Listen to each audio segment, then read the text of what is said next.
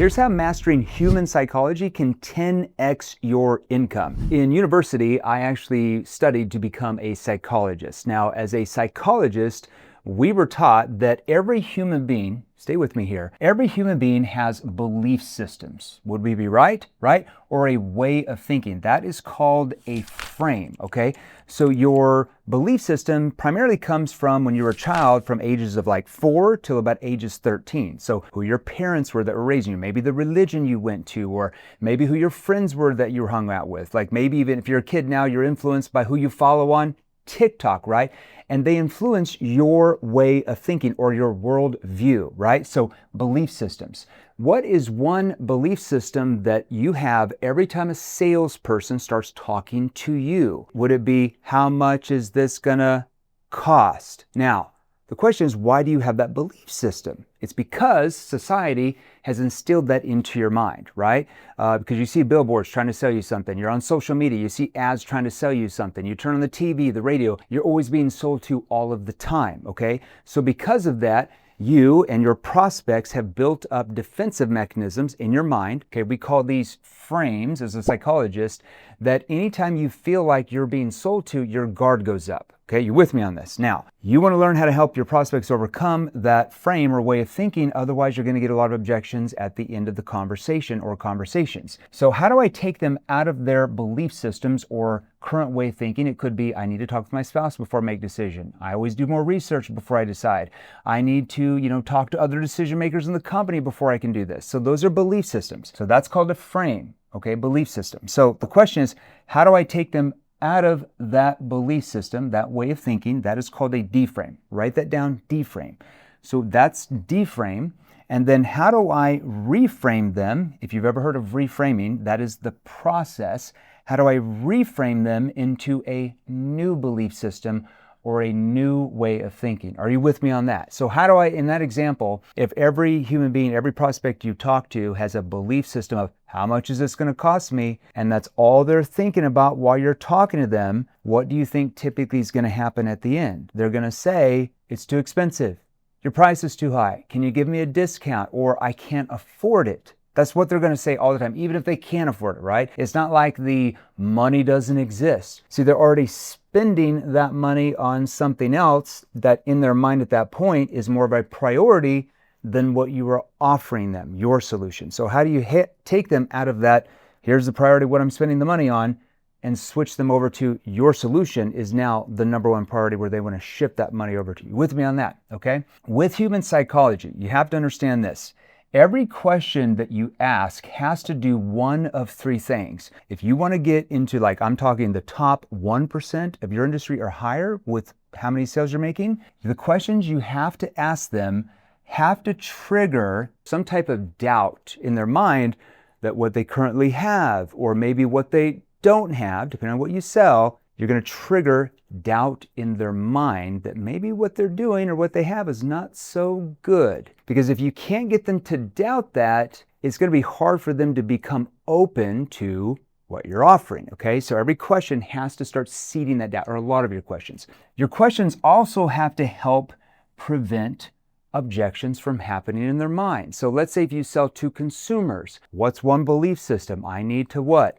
Talk with my spouse before I make a decision, okay? Let's say you're selling to a real estate agent, you sell for a marketing agency, and you're trying to help that real estate agent get better leads to get more listings, right? Which would also affect their spouse, because if they get less listings, they make less money. So let's say that real estate agent, let's say his name's Dan, says, I'm only getting 2 listings a month, but he wants to have 5 listings a month. So then I might say, so how does your spouse feel about you only getting 2 listings a month? See, how do they feel about the problem, right?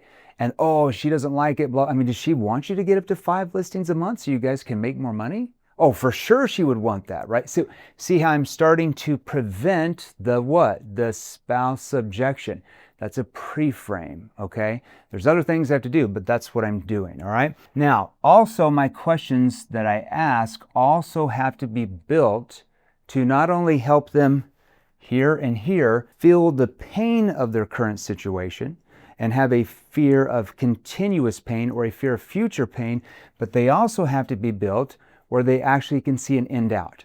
Okay, some people call that future pacing. Like, what does the future look like once the newfound problems are solved? Okay, are you with me on that? So the questions have to be designed to do these three things over and over again. Hey guys, Jeremy Miner here. Look, a lot of you leave comments wanting me to help you sell more.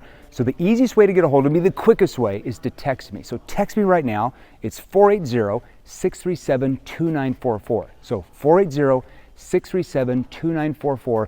Listen, I started this company to help you learn how to close more deals, but do it the right way. Text me right now. Let's get back to the training video. So with a future state, let's say, I'm just gonna make up an industry here. Let's say if I sold network marketing, right? Starting your own business, making more money, having more time with their family, okay? So in future state, after I've helped them feel the pain of their current situation, not making enough money in their job, not having enough time with their family, in my future part of those questions, I might say, so let's say that we're able to come in, we help you start the business, and we're able to help you get up to, and you just repeat back whatever they said they wanted to make, because that's their choice. Okay, let's say if they said, I want to make $200,000 a year, whatever it was, and we give you the skills, we help you get up to that level.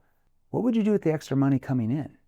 Okay, now they're going to visualize the future of what they're going to do with the extra money when it comes in. They might say, I'd buy a new car, I'd help my grandma get into a better nursing home, I would help my Uncle Joe, build his house, or whatever is important to them. Now that's all logical things they're telling you they're going to do with that, okay, in this example. And then I'm going to open up their emotions by saying, okay, you being able to do those things, what would that do for you personally? Notice how my tone goes down into that concern tone, the tone that shows empathy. Oh my gosh, it would relieve so much stress. Hold on, what do you mean by stress? Right? And then they start to emotionally open up more. Now there's a lot more to that, okay? Hopefully this training video kind of give you a little example that it's not necessarily like 1001 closing techniques, because at the end, if you use an option close, like, do you want the red one or the blue one? Or do you want it delivered Wednesday at 4 or Thursday at 5? Is that really when the prospect decides to buy? No. If they say, I want the red one, or I want it this way, that means they had already decided they were buying before you asked that question. That question didn't just trigger them magically to buy at that time, okay? This right here causes the prospect to want to buy or not buy if you don't master human psychology, right? So if you have questions about how to apply this to your industry, I'm actually going to give you my number, and you can actually text me. So I'm going to give you this number, 480-637-2944. Just text me any questions you have, like, how do I apply this to my industry or whatever. Typically, myself and a few of our sales trainers, we actually lock ourselves in that conference room over here about an hour a day, and we actually answer your questions. And go ahead and hit the subscribe button if you want to master communication, if you want to commit to mastering sales, so you make more sales, which forces your company to do what? Pay you more money. Hope that helped you today.